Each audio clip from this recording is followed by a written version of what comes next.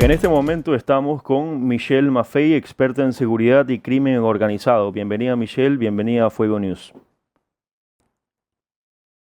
Ah, no, muchísimas gracias a ustedes por la invitación y qué bonito ver a caras familiares por ahí. Sí, sí, sí, por supuesto. Ya para comenzar, que tenemos que enlazarnos con una entrevista del presidente Daniel Noboa. Eh, Guayas mantiene como una de las provincias más violentas del país. ¿Cuáles son, a su criterio, las causas estructurales que sostienen estos altos niveles de criminalidad? Varias. A ver, el 80% de los homicidios en el Ecuador están muy bien repartidos entre las provincias de la costa. Esto es básicamente porque en la costa están todos los puertos de aguas profundas. A eso hay que extrapolar que el 80% de la carga económica legal, es decir, los containers, el 80% sale desde los puertos de Guayaquil. Guayaquil tiene un problema como tal de posicionamiento de dónde están los puertos de aguas profundas. La mitad de los puertos a nivel nacional están solamente en la provincia de Guayas. Y eso es algo excelente para nosotros como provincia por el lado económico. Lamentablemente, desde el lado de lo que es narcotráfico, nos hace como tal una de las provincias más violentas del Ecuador. Ahora, lo interesante es que debido a los operativos que se han enfocado muchísimo en Guayas como en Manabí, ha habido un efecto de globo. Pusieron presión en las provincias donde usualmente las rutas de tráfico estaban, que eran Manabí y Guayas, y lamentablemente lo que terminó sucediendo es que la criminalidad como tal y las rutas se desplazaron, buscaron nuevas rutas, también denominadas rutas frías, y hoy en día la provincia más violenta es Los Ríos, con una tasa de homicidios de más del 65 por cada 100.000 habitantes, sobrepasando a Guayas. Ya van 2 años que la provincia de Los Ríos es la provincia más violenta. En segundo lugar viene Guayas y de ahí viene Manabí. Ahora, con los datos obtenidos hasta el corte del 30 de septiembre, hay otra peculiaridad que yo esperaba que no suceda, que nuestra tasa promedio de muertos como tal incrementó lamentablemente en estos meses. Antes el promedio de muertos que tenía el Ecuador era alrededor de 25.5 por cada 100.000 habitantes, pero el 30 de septiembre cerramos con 6.797 muertes y eso netamente haciendo una división matemática muy simple de los días del año, que eran 187, nos da básicamente que por día estamos teniendo 36.3 muertos a nivel nacional.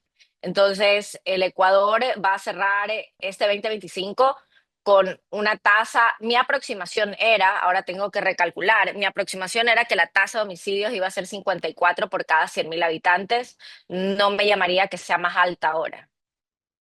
Buenos días, Michelle. Bueno, primero, gracias y feliz de poderla entrevistar el día de hoy. Y bueno, usted en una entrevista menciona que la minería ilegal va de forma inherente con otros delitos como el de trata y tráfico por motivos de explotación sexual y también delitos de explotación laboral.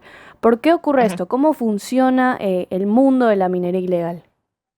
Sí, es una excelente pregunta.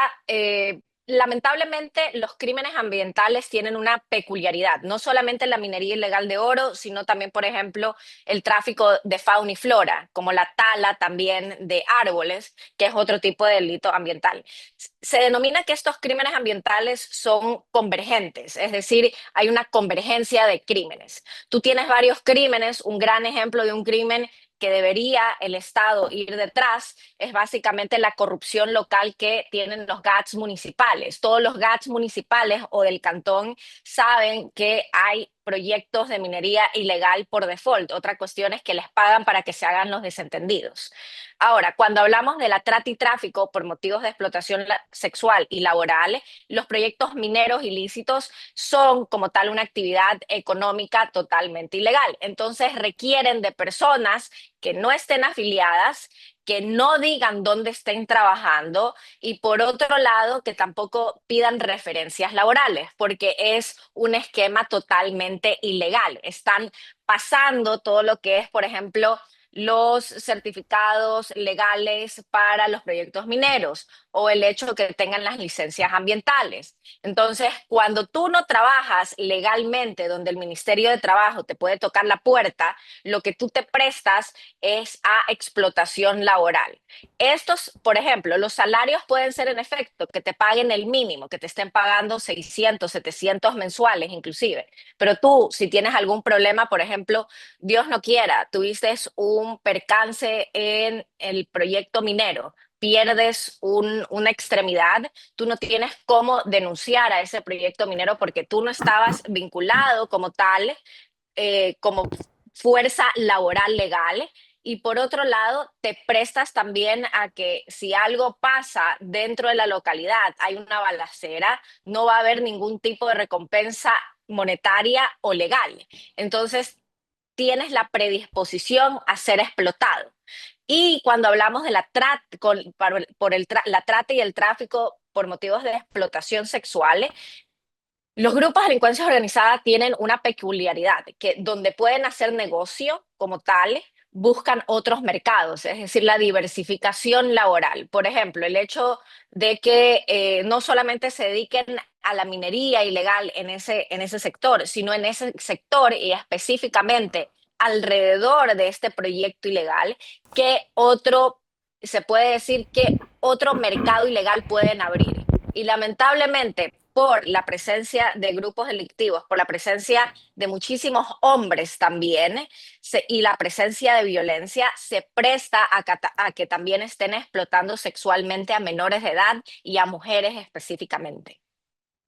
Buenos días, Michelle. Le saluda Jeremy Uska. Mi consulta iba por el lado, usted mencionaba de ese tema estructural. Yo lo vi hace unos, también en unos comentarios que usted realizó en algunos análisis respecto a este tema que afecta, digamos que a toda la estructura, desde los GATS municipales, que pasa por partidos políticos, etcétera.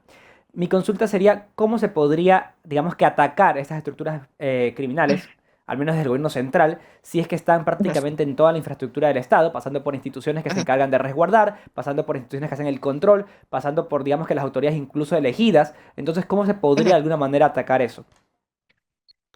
A ver, hay un dicho cada vez que uno habla de lavado de activos. Y acuérdense que la minería ilegal es una forma extraordinaria de lavar activos como tal, porque el producto es legal. O sea, es mucho más fácil de venderlo y de traficarlo y de transportarlo. Si yo tengo 2 lingotes de oro, yo simplemente puedo decir los 2 lingotes son míos. El oro no es un producto ilícito como la cocaína, que si me agarran con 2 kilos de coca, voy presa.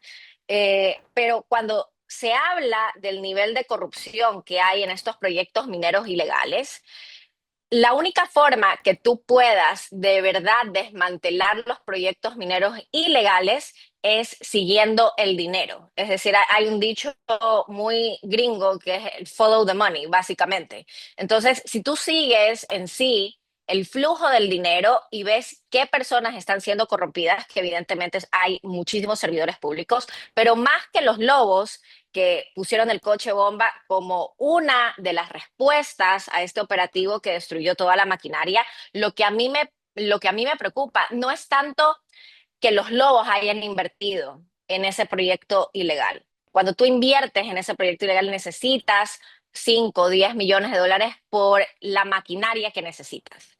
Una sola perforadora de roca en Estados Unidos cuesta 1.2 millones de dólares y es una perforadora. Tú necesitas múltiples perforadoras. Evidentemente los lobos no son los únicos que están invirtiendo en ese proyecto y tampoco Jalisco Nueva Generación es el único grupo que está invirtiendo. La pregunta aquí es, ¿qué persona del sector privado, sector bancario, sector político del Ecuador también están invirtiendo en esos proyectos que son altamente rentables?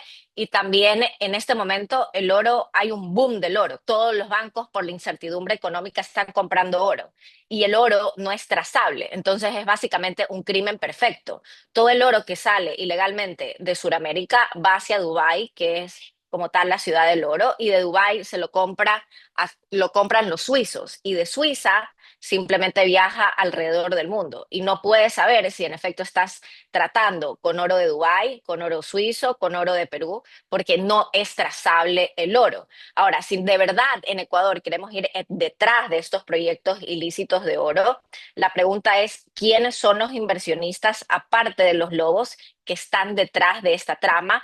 ¿Y por qué no se pone, por ejemplo, en un periódico, en medios de comunicación, no sé, que X político local ha sido terrible minero ilegal? Y ese esquema se replica no solamente en el Ecuador, sino también en Myanmar, se replica en Perú, se replica en Venezuela. Justamente en este tema, ¿qué hay detrás de todos estos atentados perpetrados en la provincia del Guayas como cochebombas? Y vemos que también hay que la policía descarta algunos explosivos en diferentes partes de Guayaquil. Ujú. Sí, en este momento el hecho de que haya a cada rato denuncias de diferentes explosivos es algo normal y al revés. Recomiendo que la gente siga llamando si ve, por ejemplo, alguna mochila en el piso, algún, por ejemplo, portapapeles que esté en el piso. No se acerquen también a coches que estén incendiados, como lo que sucedió con el señor taxista, que por eso terminó muerto. Llamen a policía, porque es preferible llamar y que no sea nada a que no llames, te acercas y simplemente es una bomba y mueras.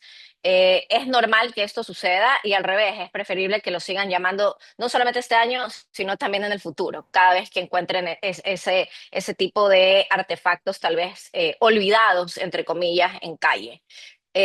Ahora, cuando hablamos del coche bomba específicamente el martes anterior, el coche bomba fue una respuesta y un mensaje no solamente al gobierno de turno, por si acaso, y específicamente no fue en contra de la familia Noboa. Los grupos de delincuencia organizada pueden ser mucho más personales. Cuando digo mucho más personales, pueden ir a personas cercanas a las personas que quieren hacer daño.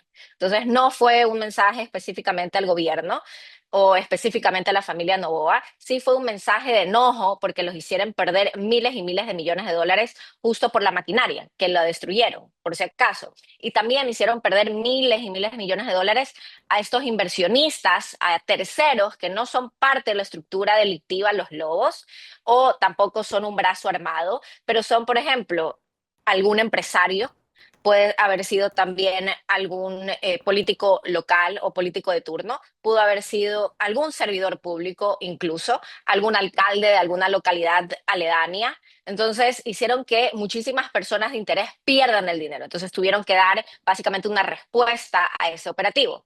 Y normalmente cuando tú tienes, y eso a los chicos justo a una persona que me está entrevistando, le di la clase de por qué ciertos atentados violentos son estratégicos. Entonces, cuando tú eres estratégico en este coche bomba, el mensaje no es a una sola persona, sino a múltiples grupos o personas. Entonces, pusieron específicamente en ese punto el coche bomba, uno, porque en esa zona hay muchísimo tráfico y al revés, me llama la atención que no haya más muertos y a buena la hora que no hubo.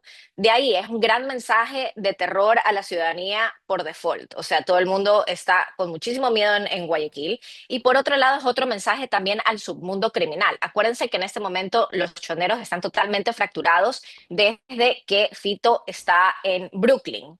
Entonces, ¿qué es lo que los lobos aprovecharon? Como en este momento hay una reorganización del mapa criminal, voy a poner un coche bomba como un mensaje al grupo criminal de que los lobos ahora tienen una gobernanza criminal en Guayas, que antes era básicamente territorio de los choneros. Entonces, ¿qué significa? Los lobos van a ser por default el grupo criminal que más inclusive cocaína estén sacando a nivel nacional, lo cual es particularmente interesante. Y a eso evidentemente hay que sumarle el hecho de que están enojados por el operativo militar que sucedió en Buenos Aires. Entonces, hay múltiples mensajes dentro de un solo acto violento. Michelle, nos tenemos que despedir porque nos tenemos que enlazar a una entrevista al presidente Noboa en este momento. Muchísimas gracias, No, Michelle, por la no, entrevista. muchísimas gracias a ustedes. Muchísimas gracias. Un abrazo.